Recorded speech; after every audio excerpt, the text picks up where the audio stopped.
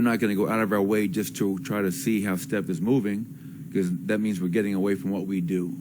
But with that being said, Mike, yes, we have to find a way to make Steph Curry play on both ends of the floor, because if he's just allowed to play offense, he's a 3-time world champion, 2-time MVP, and we've all seen what he's capable of.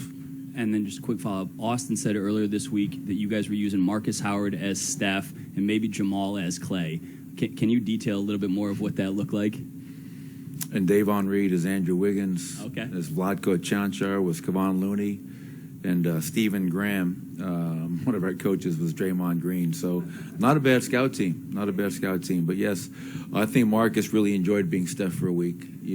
Just kind of running around, nonstop movement, catching and shooting. But those guys really did help us this week on a serious note. Those guys were terrific in helping us prepare for this series. Because you made the trip. Yeah, I know. This is awesome, man. Yeah. They don't know back home yet, so got to do what you got to do. You mentioned being aggressive the other day, and Austin did too. So it sounds to me that that's underlined. Without giving away your game plan, define a little bit what aggressive is in your mind. I mean, when you're playing against a team with the amount of talent and championship experience that they have in a hostile environment, you have to be the aggressor. You have to be the hunter. You can't ease yourself into a game.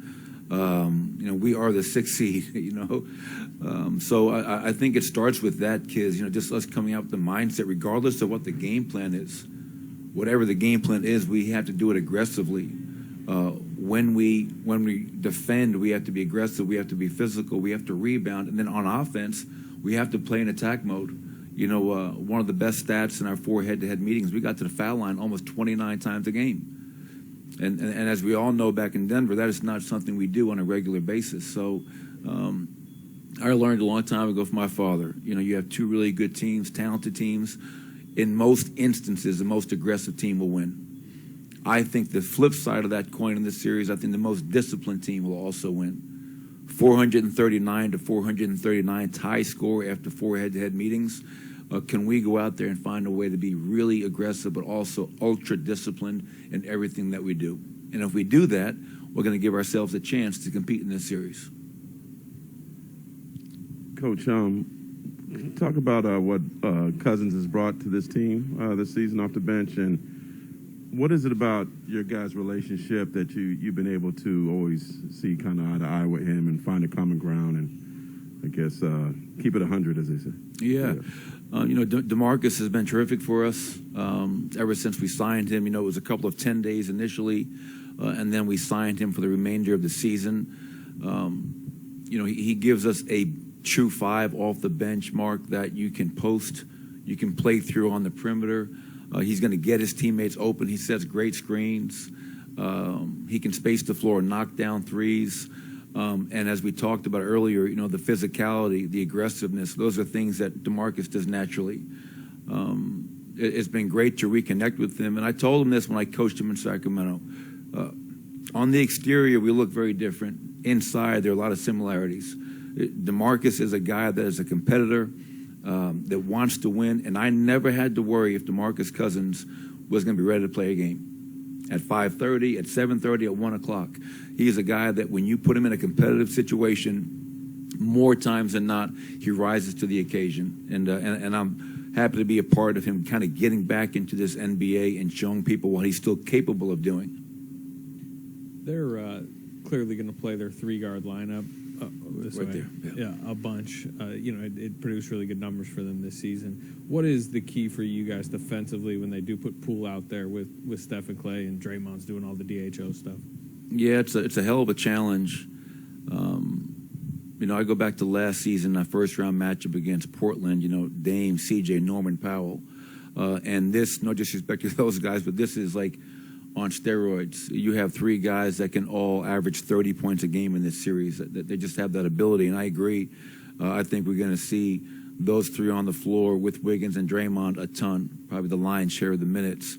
So you have to pick them up in transition much further than you usually do the pickup points because their ability to knock down the pull-up three. You have to be into them and over. The bigs need to be up. That's going to create a pocket for Draymond, for Kevon Looney. And when you have three shooters and scorers like Steph Curry, Jordan Poole, and Klay Thompson, this has to be a multiple effort series.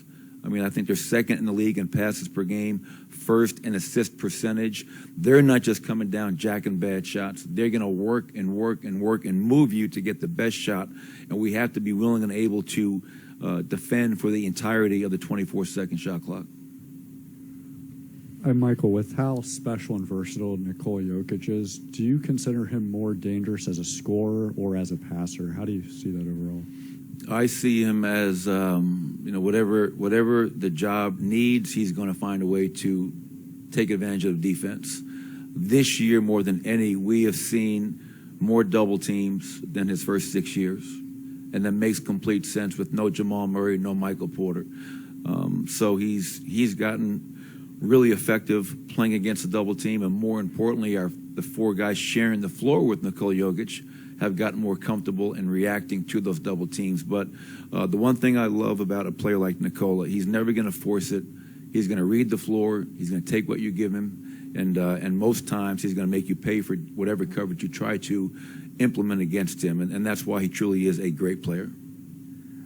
Hey, Michael, what's been just your message to Bones ahead of his first playoff minutes, and do you want him to maybe dial back his game or be more conservative in certain aspects of his game in this environment, or do you just want him to go out there and be himself? No, I would never ask him to dial back. I mean, he's been a big part of us being where we are. Experience is the best teacher. This is going to be great. Regardless of the result, this is going to be a great experience at Bones Highland because you can't replicate this. Playoff basketball, the intensity, the physicality. But I told him, I said, I don't want you trying to be something that you haven't been all year long. Play your game. Play with great pace. Play in attack mode. Get your teammates involved. Look to score. Fight and compete on the defensive end. But no, I think after 82 games and what I believe should be an all-rookie selection, second team, whatever, I don't want him to get to this point and all of a sudden try to be something he's not. I think I'd be doing him a disservice if I did that. I want Bones to go out there and be Bones Highland. And if we have to calm him down, which I'm sure we will at times, we will. But I think we'd be letting Golden State off the hook if I told him to calm down. I want him to go out there and be who he's been all season long, Harrison. Hi, Michael. Janie from AP over Hi. here. Knowing Clay a little bit, can you just imagine what getting back on the playoff stage might mean to him and the competitor he is? Yeah, I think you could see it. I think they interviewed him after that last game against New Orleans, 41 points, and you could see the excitement. It was palpable. And he talked about 2 years not being able to be a part of this and to get back. And I'm happy for him. I know we're about to go to war with these guys, but having coached Steph, Klay, Draymond, there's a connection, a relationship, and everything Klay's gone through. You root for people like that.